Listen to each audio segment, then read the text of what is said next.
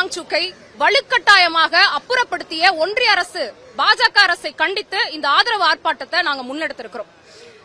ஒரு டெமோக்ரஸியோட அளவுகோல், ஜனநாயகத்தினுடைய அளவுகோலை நம்ம எப்படி மதிப்பிட முடியும் அப்படின்னா, அரசாங்கத்தினுடைய செயல்பாடுகளுக்கு ஆதரவு கொடுக்கக்கூடியவர்களை அரசாங்கம் எப்படி அணுகுறதுன்னு வச்சு நம்ம ஜனநாயகத்தை அளவிட முடியாது.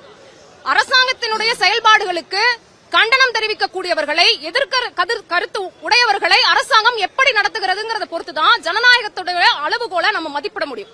அப்படி பார்க்கும்போது இன்றைக்கு இந்தியாவில் காந்தியை கொன்றவர்கள் காந்தியினுடைய கொள்கையையும் கொன்று வருகிறார்கள் என்பதைத்தான் மிகப்பெரிய அளவில் கண்டித்து நாங்க இந்த ஆர்ப்பாட்டத்தை முன்னெடுத்திருக்கிறோம்.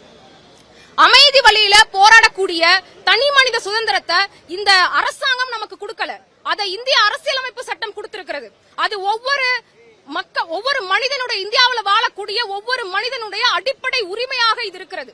ஆனா அந்த அப்படிப்பட்ட அடிப்படை உரிமையின் வாயிலாக, இந்திய அரசியலமைப்பு கொடுத்த உரிமையின் வாயிலாக ஒரு அமைதியான போராட்டத்தை மேற்கொள்ளும் பொழுது இந்த இடத்துல ஒன்றிய அரசு என்ன செஞ்சிருக்கணும்? சில கோரிக்கைகள். இந்தியாவில் எஜுகேஷன் சிஸ்டம் தொடர் ஃபெயிலியர்ஸ் சந்திச்சுக்கிட்டே இருக்குது. நீட் போன்ற ஸ்கேம்ஸ் இதுல மிகப்பெரிய உதாரணமாக நம்மளால சொல்ல முடியும். அதற்கு இந்திய அரசாங்கம் பொறுப்பேற்கணும். அதற்கு பொறுப்பேற்று அமைச்சர் தர்மேந்திர பிரதான் பதவி விலகணுங்கிற கோரிக்கையை முன்வைத்து இந்த அறப்போரை முன்னெடுத்திருக்கிறாங்க. அப்படி இருக்கும்போது இந்திய அரசாங்கம் என்ன செஞ்சிருக்கணும்?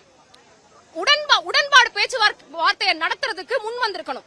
அப்படிதான் அவங்க இந்த உண்ணாநிலை போராட்டத்தை முடித்து வைத்திருக்கணுமே தவிர, ஆனா அதற்கு திராணி இல்லாத ஒன்றிய பாஜக அரசு வலுக்கட்டாயமாக ஒரு பாசிச நார்சிஸ்ட் முன்னெடுப்ப இந்த இடத்துல வெளிப்படுத்தி இருக்கிறாங்கிறதுனாலதான் நாங்க ஒட்டுமொத்த இந்தியாவில் இருக்கக்கூடிய ஒட்டுமொத்த மாணவர்களும் இதற்கு எதிர்ப்பு தெரிவிச்சிட்டு இருக்கிறோம். அவங்க என்ன சொல்றாங்க? சோனம் வாங்சுக்க நாங்க அப்புறப்படுத்துறதுக்கு காரணம் அவருடைய உடல்நிலை சரியில்லாம போயிட்டு இருக்குது, அதனால அதை பாதுகாக்கிறதுக்காக தான் நாங்க அப்புறப்படுத்துறோம்னு சொல்றாங்க. அந்த அக்கறையெல்லாம் அவங்களுக்கு கிடையாது. ஏன்னா இந்த இடத்துல அவரை மருத்துவமனையிலேயே அவங்க அனுமதிச்சிருந்தாலுமே கூட இது ஒரு இல்லீகல் டிடென்ஷன் தான். அவருடைய விருப்பம் இல்லாம அவரை மருத்துவமனைக்கு வலுக்கட்டாயமாக போராட்ட களத்திலிருந்து அப்புறப்படுத்தி மருத்துவமனைக்கு கூட்டிட்டு போய் அங்க அவருக்கு சிகிச்சை கொடுக்கிறோங்கிறது எல்லாமே அவருடைய தனிப்பட்ட விருப்பம் இல்லாம திணிக்கப்பட்டு கொண்டிருக்கிறது. ஆக இது ஒரு இல்லீகல் டிடென்ஷன் தான்.